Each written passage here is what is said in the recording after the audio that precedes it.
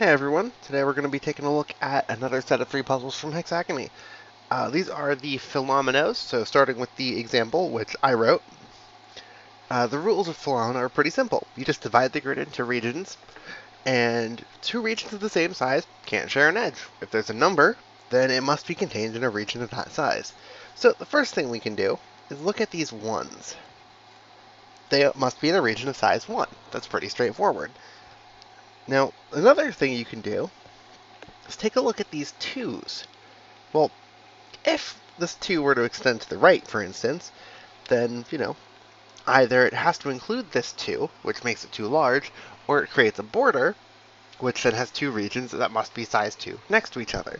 So, in a sense, we can immediately just do this, which I'm going to be switching between 2 modes for this. Didn't set up a tab, so let me do that. Where's edge? Edge normal, number normal. Okay. So we have this 2 that goes down. If we look at this cell, it actually must extend out, so it will definitely be a 3. Kind of get the same kind of deduction right here. And we can do the same thing we did with these 2s to get these 3 edges. Now we can also say that these 2 cells must be connected. We don't know the size, but we do know that they will be part of the same region. However, if we look at this 2, if it goes up, it leaves this group of 2 regions, of 2 cells, which it can't be a 2-cell region, but it also can't be 2 1-cell regions. So this 2 must go over here, the 3 goes down, the 4 now must take that much space to survive, the 6 is then packed, the 2, the 3, this 3 goes up, and we get that essentially resolves most of the puzzle. We have a region of size 1 down here. We know this one must go out here, so it's not the 3. So the 3 goes here. We have another size 1. And I've deliberately left these 2 3-cell regions at the top for last, because I want to highlight a difference here. This is not the solution yet. If we look at this one in the top right, what do we see? We see 3 cells. Well, this can't be a 1, this can't be a 2, and it can't be larger than a 3, so it must be a 3. However, this group must be larger than 1, but note that then it's touching a 3, so it cannot be a 3, so it must be a 2 with another hidden 1 next to it. And that's an important distinction to make. Fillomino can have implied regions next to each other. That is completely possible. And so this difference is something to keep in mind. Definitely something to keep in mind as we move into Eric's Fillomino, the square grid one. So this one was worth 15 points. And that's not due to the size, that's due to this one being actually kind of tricky. So again, just like with the example, we're going to start by drawing in all of the borders around the 1s. And I'll even go a step farther and draw borders around the adjacent numbers that are different. This one will have to extend, therefore it's a 3. These 2s can't connect. These 2s can't connect. So we can just take that a step farther. And we get a pretty simple start. So why am I saying this puzzle is not super easy? Well, because where do you go from here? Well, first place you go is with this 1 and this 2. This must extend. It could touch both of these 4s, or it could be forced over this way. We don't know that yet. Oh, sorry, my bad. I also missed this 7. Okay, so what about this 2? Well, it actually can't go down, because if it goes down, there's nowhere for this 2 to go. But that doesn't really help us. So again, it's kind of stuck. Like, where's the progress here? Well, if this 4 were to extend up to grab this 4, there's not 4 cells left for the other one. So it's not going to do that. These 4s then do connect. And there's no longer enough room to grab 2 cells up here. Okay.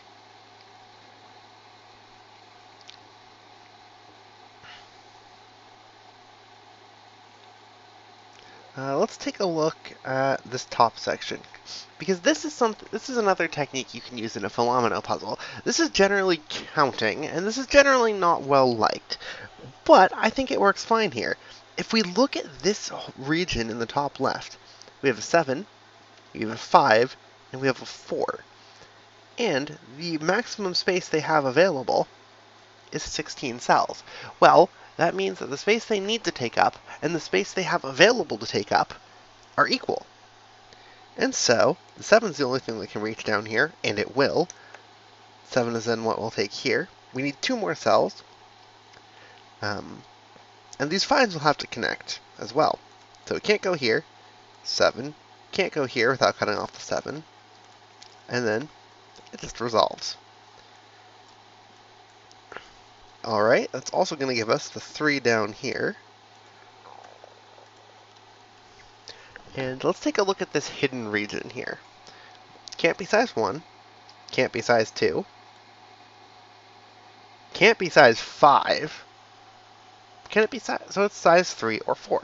Well, if it's 3, we have 2 left over. And it's already touching a 2. So it must be a 4 and a 1.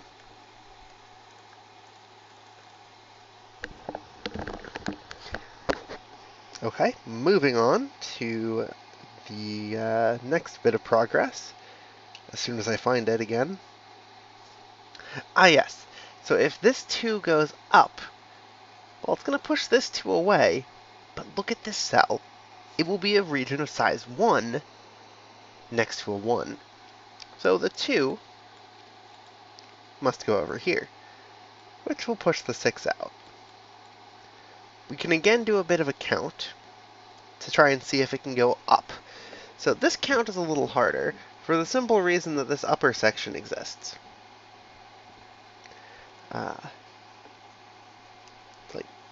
Or actually, we don't even need to do a count. We can actually just simply say, this 2 must go left. Because if this 2 does not go left, then this cell can't be a 1, 2, or 3, so it has to expand 1, 2, 3, 4 cells. It does not have the space.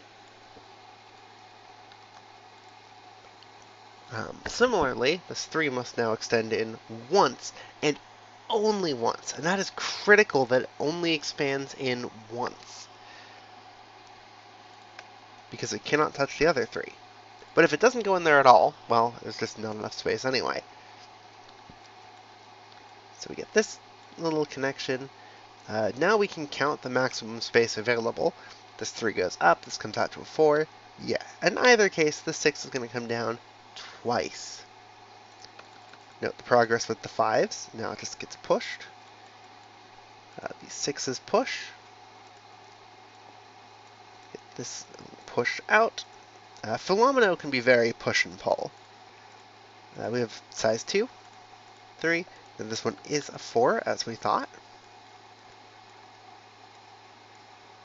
Let's just mark the rest of these edges. This one will have to expand again, so it's going to be 3. It has to expand out twice, so it's definitely not 4. So we get this 4. I know I'm kind of breezing through this part, but this is all techniques that we've seen and used, and it just kind of shows how they can be used and reused. This is 3. This is also then size 3. We can again look at this 4 and kind of say, well, it can't take this cell. It would leave a 1 next to a 1. And the 2 has to come here. And now we're left with this one really cool ending bit. And this is honestly a big reason why I chose row 9 as a solution row. Just like with the example in the last part, this is 2 hidden regions touching each other, and we can get to that by this being connected. Well, it can't be size 4. Does it go up? No, it must go down. So this is a 1. And these are 3s. And that is the solution to Eric's Fillomino puzzle from Hexagony. So, this is Hexagony. Let's go to the hexagons. Hexagons don't really change that much for Fillomino. But what we do get is, in my case for this puzzle, a bit of a sparser grid. But that's not necessarily true. There's still some decent clue density, and I'm just going to go around the grid, marking off all of the given borders. And what's the break-in? Well, the break-in is probably the only really difficult step in this puzzle. If you can find this step, then you can get everything else left. And that's with these 2s. They can't push towards each other. But this is the intricate part. If we look at this 7, and where the 7 can go, it cannot take all 3 of these cells without cutting off the 2. Therefore, it has to take this cell, 1, 2, 3, 4, 5, 6. But the fact that it goes here then starts pushing other stuff around. The 5, then the 6, the 6, it just keeps going. That 6 is now done. The 3 is going to be forced to go there by this 6. So the 3 is done. The 5 starts coming out. The 4 is going to have to take here, which means the 7 has to start going. These 2s kind of don't touch each other. This puzzle is not particularly difficult past that opening step. It just takes a little bit of time to solve. This was also worth 15 points, and that's entirely due to the fact that it just takes some time to get through. It is much easier of a 15-pointer than the first one, which, people are kind of familiar with Fillomino, so it could be on the easier side while still being reasonably scored. And I guess also what to do at this stage is, these 5s have to avoid touching each other. So they do. And then the space for the 7 is now very forcing. Not fully forced until you have this 7 get pushed back. Actually, did I just break this after talking about how easy it was? Ah, I did. Okay. This is what happens if you get a little too hasty. So all of this is correct. My first mistake was, missing that the 7 could escape through the other 7. That's always something you have to be mindful of with a Fillomino. A given digit is not always a wall. So we've essentially now proven, which we can prove again by a rigorous count, 7, 2, 3. There's just not enough space. If the 3 goes here, then there's also not enough space. So the 7 will have to come through here and join this other 7. The 3, 2.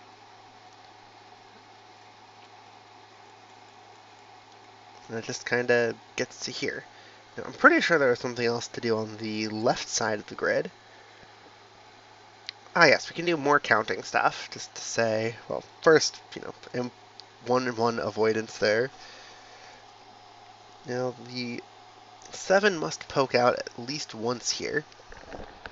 There's just not enough space otherwise, due to this 4 and this 2. In fact, it will have to poke out at least one more. And then as soon as we get the 5 and the 4, the 2 and the 3 will take up all of the remaining space here. 2, the 4 comes down here. The 7 currently has 5, so it's going to go 1 and 2 more. 6 has to take here to avoid touching 6s. Just kind of keeps flowing around the grid. The 7's done, the 4 needs one more. Let's put in all of these edges just to help with the ending bit.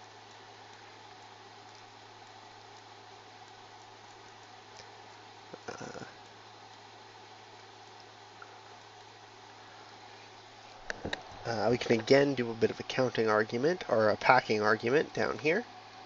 Have to fit those numbers in somehow. This 5 can't take here, so we got 5 and 4. And after drawing in the remaining edges, this is the solution to this Fillomino puzzle. So not terribly difficult, not terribly difficult to go wrong on either. And generally, once you get started with the 2s and just kind of seeing how no matter where it goes, it will block a passage. As just something that is true, you can then just make progress around the entire rest of the grid. Alright, those are the Fillominos. Until next time, where I'll be covering the top-up puzzles from Hexagony. Later.